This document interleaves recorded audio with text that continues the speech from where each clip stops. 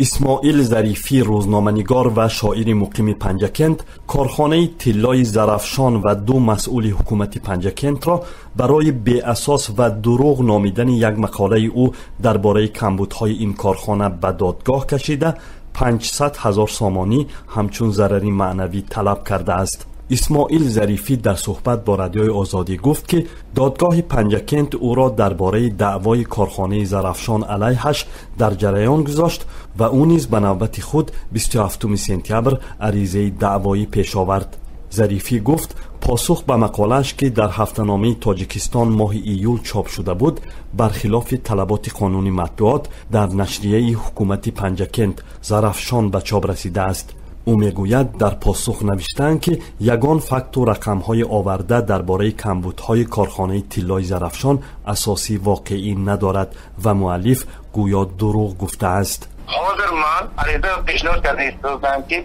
برای پس دادن شأن روزنامه‌نگاری من جانشین اول رئیس شهر پنجکent تفرزاده قربان لقمان محرر گزیده زرافشان جان شونگی دیرکتور گنرالی کارخانه مشترک زرافشان و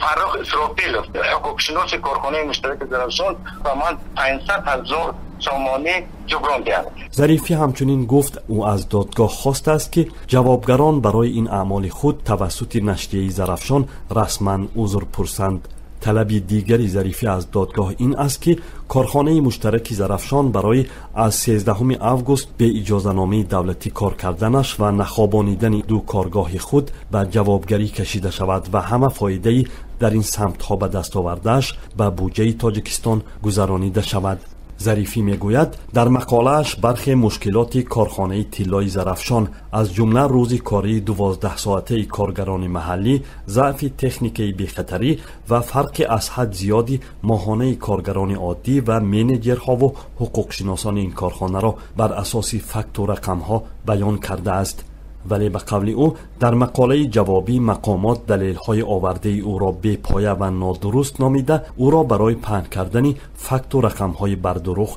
متهم کرده‌اند. دعوای جوابی ظریفی در حالی است که قبلا کارخانه مشترک طلای زرافشان که 75% سهمیه‌هایش را چین در دست دارد علیه اسماعیل ظریفی و هفته‌نامه تاجیکستان برای مقاله کارخانه زرافشان زر از کیست و زهر از کیست به دادگاه دعوا برده 10,000 سامانی جبران طلب کرده بود. جین شوندین مدیر کلی این کارخانه از دادگاه پنجکent خواسته است اسماعیل ظریفی مؤلف این مقاله و نشریه تاجیکستان برای پهن کردن معلومات بی اساس که شأن و شرف و اعتبار کاری این کارخانه را پست میزند با 3 راه عملی خود را جبران کند. مقاله مذکور به اعتبار دانسته شده از اینترنت خارج کرده شود و مؤلف در نشریه تاجیکستان عاید به دروغ بودن مقاله خود ردیه چاپ کند و از جوابگران برای پس زدن اعتبار کارخانه مذکور 10,000 سامانی